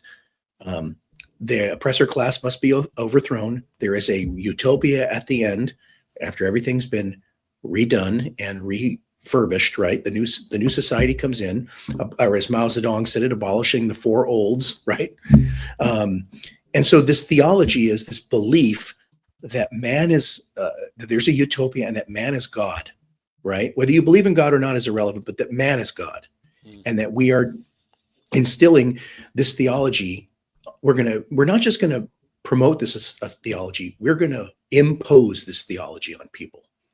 And you could see it in their eyes when I would be at these protests, like a religious fervor, like chanting like robots: free Palestine, ho, ho, ho, Western civilization's got to go. That was another one. So you hear these things, and they were like, literally look like zombies, like brain. And I think James Lindsay basically says Marxism is a secular religion. Yes, this is the kind of approach I think we need when we're dealing with this thing. And tying into what we were saying, I think that any of the problems happening, like the issues going on in Western countries nowadays, they could be easily dealt with. We wouldn't have the problems in the first place. You could fix them quite easily if you had a reasonably united general population. I think would help with that. But because this ideology creates these divisions and stuff, it's really hard for people to get organized. I mean, talking about the Irish scene, the right wing scene in Ireland can't get itself organized at all because of the internal divisions and subversion coming from the left and so on. That's the key issue for me. You can't really get organized to try to stop any of this stuff if you're all weak and divided in small groups. Right, and that's what they count on. They count on somebody getting fixated on transgender rights or LGBTQ rights, or the rights of renters that want to squat in people's houses, like happens here all over California, or the rights of the oppressed, the homeless that are oppressed. The guy's urinating on himself and defecating on himself, but we can't put him in an institution because he's free, right? They get people to get worked up into these different side issues when the reality is they don't really care about any of them. Maybe some of the true believers do, but they get people distracted, and then while you're distracted in this issue, they're infiltrating your society even more. I mean, they've infiltrated everything here: the military, the police, government, libraries, you name it. I mean, you name it, they're there. Yeah, and I was taught me, obviously I know the most about Ireland and stuff. I myself, it's going to sound funny now because I've changed a lot, even the last 5 years, never mind the last 10 years, but I remember myself having a bias towards America in my head. Like, I don't know, never been there. I never really hardly knew any Americans, but I had this bias against America, which I think comes from Marxism, this anti-American thing. And you've obviously got people within the States thinking the same way too, and they form part of this movement. It's just an awful mess. And I think, this is where I was going with this. I don't think people quite understand the significance or how important it is what happens in the States, because of course, people should be looking after their own patches. We've got Victor there who's in Brazil. We've got, you're in the States, and then we've got others around the world should look after their own patch. I get it, but it's also good to be aware of the geopolitical picture. And if America ever falls and becomes unable to fight communism physically, I think that's when the world is really in trouble. I would agree. And I don't say that just as like some chauvinistic American. I mean, I'm a very patriotic American. I believe in my country. It's certainly not perfect, but America does have, it is the defender of freedom in the world. It fought communism for years. If America is to fall militarily and politically, the rest of the world's in deep shit. Because if the United States can be conquered internally first, because that's what they say, that all great civilizations, I think Will Durant, the historian, said this, are conquered from within before they're conquered from without. And if that happens, right, then you can bet Brazil, South America, where all our friends are, even little African countries, they're all going to go down the tubes. Because the United States, for great, for better or not, I mean, has tried to defend freedom. And yes, it's made many mistakes. There's no doubt about that. I don't deny that. But you're right. If the U.S. falls, there is nothing left, man. I mean, there's going to be nothing that would stop the Marxist group, because their whole goal is international worldwide domination. And that's what I think people just don't understand either. That's the goal, is world government, world communism, Trotskyism. Yeah, the whole permanent revolution thing, absolutely. And, even as like, say, two Canadian content creators I happened upon a few days ago here on X, and they made a good documentary talking about how China pretty much owns Canada. Like how, with Pierre Trudeau back in the day went to China a few times. It always takes one. There's always one fucker, or the few people who go to the Soviet Union, they come back and they help to steer the ship in that direction. And people don't understand that, again, because their definitions, they're dealing with a wolf in sheep's clothing here. So say if you wanted to, it's too late now for some countries, but say Ireland or the UK, if you had patriots running the show, you wouldn't allow China to come in and start buying up all this land or throwing money into educational systems, because they're not doing it for benevolent reasons. Obviously they're doing it to exert control, and they're really going global, and that's why America is surrounded with this now. Yeah, and I think that's where people miss the boat. I mean, um, you when you have people like Keir Starmer running, Great Britain, and you had people like Joe Biden running this country, or in a lot of these Daniel Ortega in Nicaragua and these different places, Castro and all his relatives running Cuba, you are fucked. I mean, because these people don't believe in freedom. Period. End of story. Like, it's like you were giving the example in Britain. They're enforcing a Facebook post. They're using the police to arrest people for social media posts when real crimes are happening. Right? I mean, Yeah. real murders, real crimes, and that's one of the things that here has not happened yet. But I tell people all the time, if we're not vigilant, that will happen here. That will happen in the United States, First Amendment or not. Yes, I always, because I've always been like, if I thought there was completely no hope, people couldn't even see this, I wouldn't bother saying anything. And I mean, I've never been the type of person to just want to talk about this stuff for years without seeing some sort of result. That's but on the other hand, I think that in order for any of this stuff to stop, people need to come up to a certain level of awareness. And I mean, at least that would be nice for people to actually understand that this is behind everything, never mind being able to stop it. And I don't think it's hopeless. I think it is. I think there is a lot of hope. I do think that here in the United States, people are seeing it more and more. I don't think it's hopeless. I just think people do need to wake up and educate themselves. I mean, people love their distractions, and we all are guilty of it. Put them aside. Start read, even if it's just for a few hours a day, an hour a day. Do some research. Read your book. Watch podcasts. Listen to people talk. Educate yourself, because the fact is, these Marxists are very dedicated to their cause. That's one thing you can't take away from them. Dedication is not something that is they're lacking. They are 100% in. Yes, the whole willpower is king. Whether you're good or a bad-natured person or a group, that's what really matters. And I mean, I suppose before we kind of come towards the end here, I suppose the issue, as far as I can see, that things have gotten so bad is because the bell curve or whatever, about intelligence across society. Yeah. So obviously most people are in the average bracket or thereabouts. And one of my little theories is that the reason why this has gotten so bad is because, unfortunately, the way many people's minds work, well, we all do this sometimes, of judging things by how they look on the surface.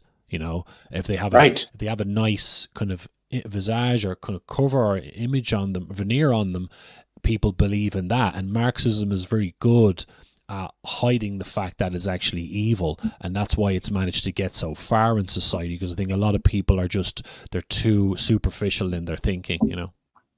And that's a great point. I think it's what it comes down to: superficiality, distractions, not paying attention. But I don't believe it's hopeless, because if I did, like you said, I wouldn't be on your podcast, and I wouldn't be reading. I don't think it's pointless or lost. And I'm not willing to give up, because giving up is worse, actually, because these people aren't going to give up. There's no doubt they're not going to give up. Not at all. Yeah, and I think that things could turn around a lot quicker than some people might realize, as long as the right approach is taken and we start to expose this thing for what it is. I think that would accelerate everything else. If people want, say, a more right-wing or nationalistic, governments or groups to start taking over, get more powerful. Like, since 2018, I realized that how you can help that to happen is by starting to expose Marxism, which is always trying to drag you in the opposite direction, and to positively discriminate against people who are brainwashed with this stuff. That's part of the naivete we were talking about earlier, is that we can't be allowing people brainwashed get into positions of authority or set up groups, or this is how we've gotten into this mess in the first place. What is it Yuri Bezmenov said? Yuri Bezmenov said you got to curb the rights. That's what he said. It was funny the way he says it in his Russian accent. Got to curb the rights, but he was right. He knew that once this cancer gets in, it metastasizes throughout society. He knew it, and he tried warning everybody 45 years ago. Yeah, I'm. This is something I've been dealing with. I don't think people understand what's required here. And maybe it ties into I would call myself a nationalist in many ways, but I'm clearly not the same as some of the people who would call them that. And that's why and part of my criticisms of, say, your average person who calls himself a national, maybe like a, more of a person who like waves the flag, turns up at the protests, but not really thinking about the geopolitical picture or the deeper stuff, shall we say. I think that one of the challenges they are going to have to face is that, as you mentioned earlier, the problem more than anything else really is people in your own society who are brainwashed with this stuff, who surround you. And I think that makes people uncomfortable, George. I think it makes people uncomfortable. They don't want to look at their neighbor. Or, I said it in the space a few weeks ago, in Irish space, right? You could compare me. Okay, I've got a weird accent now because I've travelled and done other stuff, but I am from Dublin. You could take a man similar age from Dublin, same genetics as me, 100% Irish, grew up in Ireland, all that stuff. But if he's brainwashed with Marxism, we're not alike at all. Not at all. No. And that person is essentially, sorry to bring up class system, there should be a class system in society, a new one. People who are brainwashed in Marxism and people who aren't. And I'm okay with that. But I think that makes a lot of people emotionally uncomfortable. They don't want, it does. Nationalists and patriots or whatever, they don't want to criticize their own, and look around at people around them. Well, it's kind of like people who get all caught up on the people that got caught up on the thing with blaming Jewish people for everything. The fact is that's just a cope. Most of our societies are controlled by brainwashed Marxists who aren't Jewish at all. So, you're right. They don't want to look at their own. We don't want to look at our own people that are in our own society, our own fellow countrymen who have fucked our societies up and sold us out. We don't want to look at that, right? We don't. And I think what happens is that it's easier to just blame others or just put your head in the sand.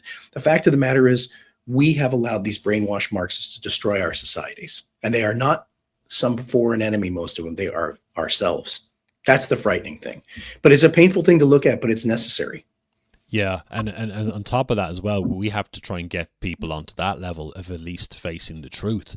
And on top of that, people need to be galvanized to the idea that conflict is inevitable. You're using up against this cult that they can't be reasoned with, many of them. There's inevitably going to be a fight. You can't let them cause the damage they're doing, but they're not going to give up. So, it's gonna develop into a fight. And I don't think a lot of people have the stomach for it because, as we talked about, they don't even know quite what the problem is, and they're probably afraid to look at, Americans are afraid to look at fellow Americans as being essentially traitors, and the whole thing's a mess.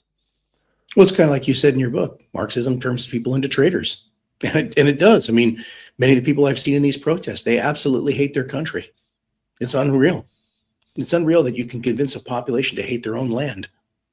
Yeah, and it sounds like I'm bitching here, but obviously we're going out live tonight. I haven't checked the numbers, but there's only been like a maximum of like 5 in this room tonight. But I can see there's a few viewers on YouTube and X and stuff like that. And I appreciate I'm just getting back on the horse and getting back into content creation, but some of the other Irish spaces who have much bigger numbers, and one of the really big space has regularly allows commie subverters to come onto the space. So they call themselves a nationalist space. So this is the world we live in. I'm not being arrogant here. I'm not emotionally affected at all by this, really. But obviously, it's funny, isn't it, how audiences I will be developing a bigger audience, of course, but it's just funny how if you do that. Someone on YouTube just told me there's 9 viewers on YouTube. Thanks, man, Bollywood, appreciate that. So someone just let me know there's other people watching as well. But I think isn't that amazing? It is the situation we're in. Like a nationalist space allows commies on there. It's incredible. Well, yeah, letting commie traders come on and mess up the dialogue, and then people will love to hide behind free speech. It isn't free speech. This is a private conversation that you're publicly streaming. I tell people all the time, free speech has to do with government restrictions on speech, not private. Nobody has to let anybody into an X space or a YouTube or anything. It has nothing to do with that.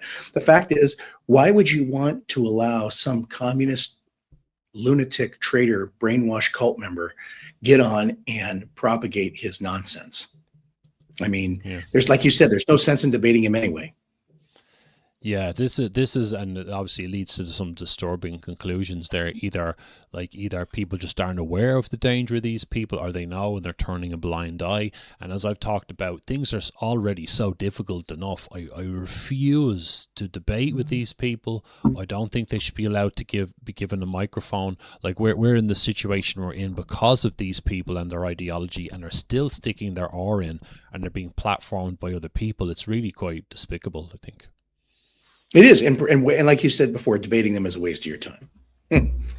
Yeah, 100%. George, I don't know if I should keep you any longer. We're just over 10 past the hour. I gotta get rolling. I have to go back to some things I got to do, but I would love to be on here again. I had a wonderful time, and we've talked for a long time. This is really, really a great way to discuss this.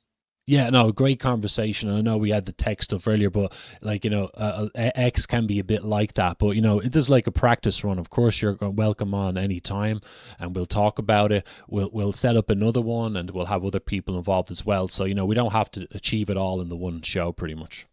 Excellent. Well, thank you for having me on, my brother, and enjoy the rest of your evening. I know it's evening over there, and we'll chat soon.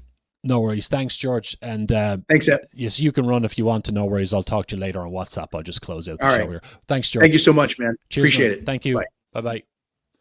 So thank you very much, folks, for listening or streaming live on YouTube, X, streaming back to X with video. So we're streaming on YouTube, X, Rumble, and Twitch as well. Thanks very much for watching, folks. Appreciate the comments from Boily Boyle and one or two others earlier on.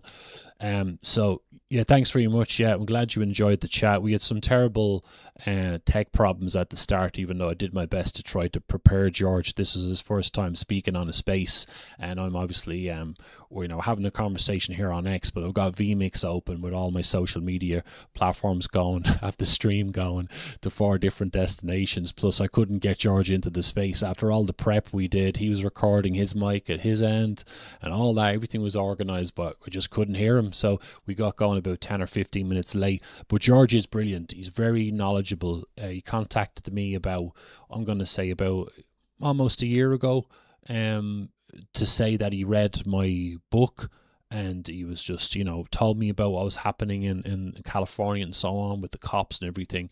And, he understood my work, and we just kind of hit it off. So he's a very good bloke. He's been through a lot with the policing and everything else, and very, very sharp. Lots of great knowledge there. So what I'm doing now is George will send me his recording soon of his microphone. He'll probably send to me Google Drive or some shit, and then I'll take that and make a better version of the podcast. So obviously the live stream going to YouTube at the moment will be saved, but then I'm going to put up another version, edited, processed version with better audio that'll be really nice and crisp to listen to. So that will go up soon. That'll be a high quality file. Will go up somewhere, wherever I can. I was thinking of resurrecting the YouTube SoundCloud profile, because this stuff is kind of more like a podcast, isn't it? And I started out in radio, so we'll see. And also on Monday night, for anyone who's around, I'll be interviewing Jana London, of course. We're starting at 8 p.m. Irish time, so we'll be streaming again to YouTube, X, Rumble, Twitch, and talking for about an hour and a half probably. I'm sure that's going to be a great conversation. Jan is brilliant on the mic. We've had a few good chats the last year or so, year and a half or so, and we'll be talking about what's happening in the schools and all that stuff, and the activism that she has to deal with, all the same stuff again, different person, same subject, talking about brainwashed people pushing these agendas. And then that's on Monday, and I'll be promoting that as much as I can over the weekends, getting some other bits and pieces tech-wise, which I'm delighted about. So I'm addicted to buying monitors at the moment. So I've got 2 brilliant monitors. I'm getting another one, some other bits and pieces as well, including a Stream Deck. So very exciting times. So I've got Jana on the Monday, and then the following week on the 23rd, I have Trevor Loudon, who's an expert on communism and so on. And then after that, then I have G Van Fleet the week after. Now, she's a big name in the US. She actually grew up in Mao's China, and she's released a few books, including a recent book, Made in America. So that will be, we'll be talking mostly about that. I've just started reading the book. I'll be getting through that over the next a couple of weeks whenever I've got time. So she's quite a high profile, high caliber guest. So it should be a great conversation. We're doing a video live stream with that one, and that will hopefully get me some more eyes on the project as well. So anyone listening in, suggestions for guests are welcome. I won't always be talking about communism, but it is definitely good to talk about people who are very clued in to what's going on, and get some good conversations going there. So anyway, folks, if you're listening back or you're listening live, make sure you subscribe and follow, depending on which platform you're on. Subscriptions are good. I'll be back on Monday night, like I said, streaming live on all the different video platforms. So keep an eye on my X profile. If you're listening on Rumble or YouTube, it's @ResolvingOr is my X profile. If you want to follow me, I'd really appreciate that. The website's going to be revamped whenever I get the chance. So mostly I'm just using X. But make sure you subscribe on YouTube and share this content around. So thank you very much, folks. I'm just going to stop the stream here. Thanks very much for listening listening back. It's been a pleasure, and have a good weekend. Hopefully you'll be watching us